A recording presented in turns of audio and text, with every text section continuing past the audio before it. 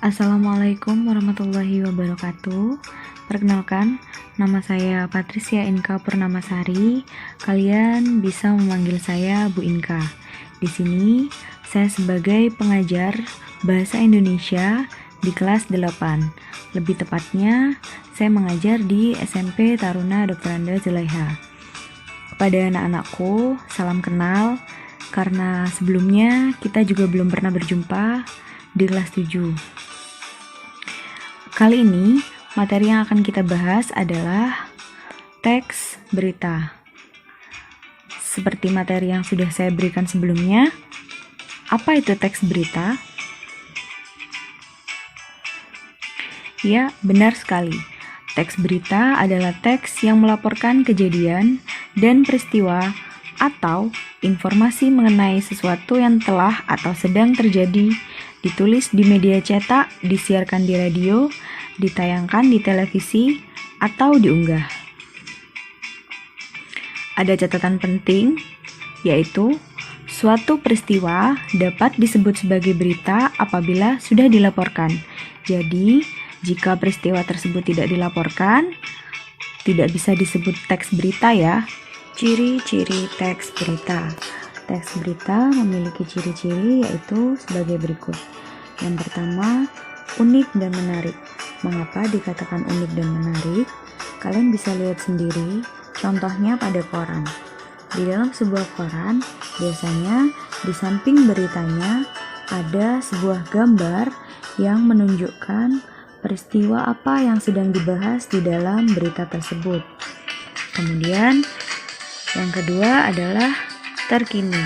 Maksud dari terkini adalah berita yang disampaikan harus bersifat up to date atau selalu baru setiap harinya. Karena apa? Apabila kita memberikan berita yang terjadi di masa lalu untuk hari ini, maka nantinya akan terjadi kesalahpahaman oleh pembaca dan akan menjadi berita hoax. Jadi itu tidak diperbolehkan. Yang berikutnya adalah dipercaya atau faktual. Dipercaya atau faktual ini maksudnya adalah sebuah berita harus menceritakan sebuah peristiwa dengan sebenar-benarnya. Jadi tidak boleh ditambahi atau dilebihkan ya. Yang berikutnya adalah disajikan secara sistematis dan lengkap. Sistematis di sini maksudnya adalah diceritakan dari awal peristiwa sampai dengan akhir atau hasil akhir bagaimana peristiwa tersebut teratasi. Dan lengkap, tanpa dikurangi dan tanpa dilebih-lebihkan. Berikutnya adalah seimbang dan bersifat objektif. Maksudnya adalah tidak memihak siapapun atau bersifat netral. Ketika kita membuat berita, kita tidak boleh memihak salah satu pihak yang kita sukai, karena belum tentu pihak yang kita sukai adalah pihak yang benar. Saya beri contoh, si A dan si B mengalami kecelakaan, tapi di sini yang salah adalah si A. Saya menyukai si A. Jadi saya menulis beritanya yang baik-baik tentang si A dan menyalahkan si B. Padahal faktanya tidak seperti itu tidak boleh. Jadi kita harus bersifat netral. Ketika si A salah, maka kita mengatakan A salah. Jangan memihak ya. Yang terakhir adalah menggunakan kalimat yang sederhana dan komunikatif. Jadi di dalam berita kalian bisa lihat sendiri kan, bahasa yang digunakan adalah bahasa yang mudah dipahami oleh pembacanya, singkat dan jelas. Yang berikutnya adalah unsur-unsur dalam berita. Ada apa saja sih unsur-unsur di dalam teks berita? Bisa kalian lihat di sebelah kanan, di situ ada tulisan Adik Simba. A adalah apa, di mana, K kapan, si siapa, mengapa, dan yang terakhir adalah bagaimana. Jadi di dalam bahasa Indonesia unsur-unsur dalam teks berita adalah Adik Simba. Hal ini sudah tidak asing lagi di telinga kalian. Jika kalian pernah mendengar kata 5W1H dalam bahasa Inggris. Di dalam bahasa Indonesia, kalian mengenalnya dengan sebutan adik Simba. Adik Simba ada di dalam berita. Mengapa bisa seperti itu? Karena dengan adik Simba, kita bisa mengetahui apa yang sebenarnya ada di dalam sebuah teks berita. Kita coba menggunakan kata apa. Dengan kata apa, kita bisa membuat pertanyaan apa yang sedang terjadi. Kemudian, di mana kita bisa membuat pertanyaan di mana peristiwa itu terjadi. Kemudian kapan peristiwa itu terjadi. Kemudian siapa saja yang terlibat dalam peristiwa tersebut. Kemudian ada pertanyaan mengapa peristiwa tersebut bisa terjadi, dan yang terakhir adalah bagaimana peristiwa tersebut bisa teratasi atau bagaimana bisa peristiwa tersebut terjadi. Nah, dari unsur-unsur teks berita ini kita bisa membuat rangkuman atau dapat mencari tahu mengenai inti dari sebuah berita. Yang berikutnya adalah struktur teks berita. Di sini, teks berita memiliki 3 struktur, yaitu orientasi, peristiwa, dan yang terakhir adalah sumber berita. Orientasi adalah pembuka tentang hal yang akan diberitakan. Kemudian, paragraf pertama dari suatu berita.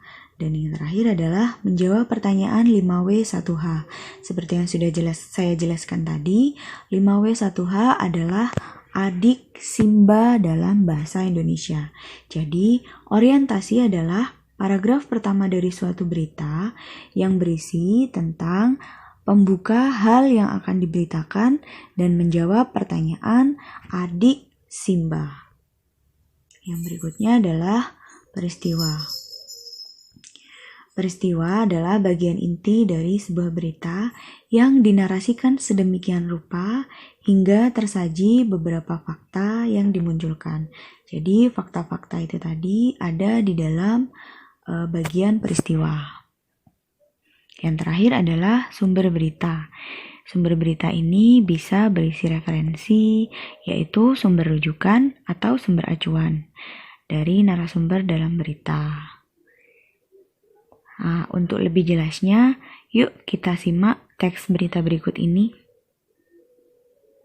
Ya, ini adalah teks berita yang sudah pernah saya berikan kepada kalian, yaitu update 12 Juli.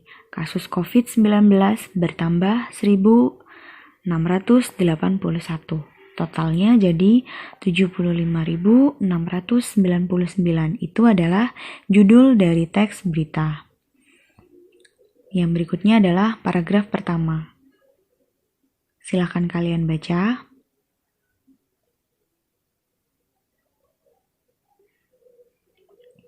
Nah, kemudian dilanjutkan dengan paragraf kedua dan paragraf ketiga. Tak lupa di akhir menyertakan sumber dari mana berita tersebut dipublikasikan.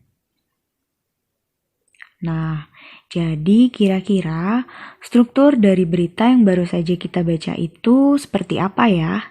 Nah, ini dia rinciannya.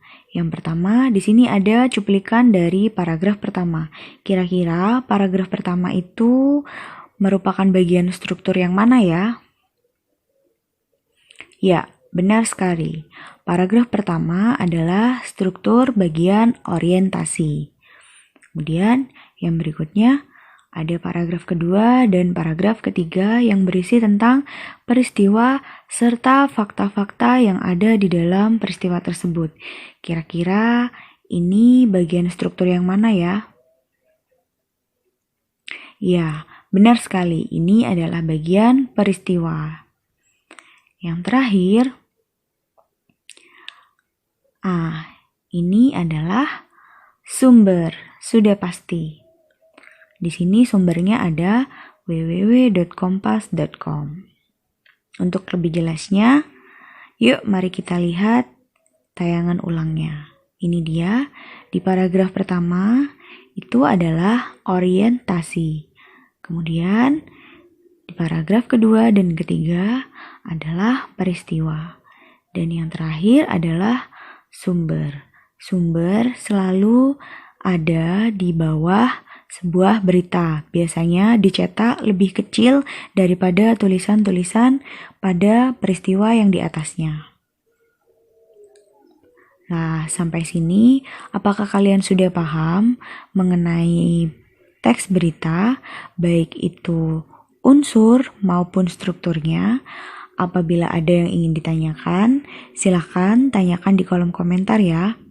Sebutkan nama dan nomor absen kalian. Jangan lupa sertakan juga kelas kalian. Saya rasa itu saja yang bisa saya sampaikan hari ini. Mohon maaf apabila ada salah kata. Assalamualaikum warahmatullahi wabarakatuh. Sampai bertemu di materi berikutnya.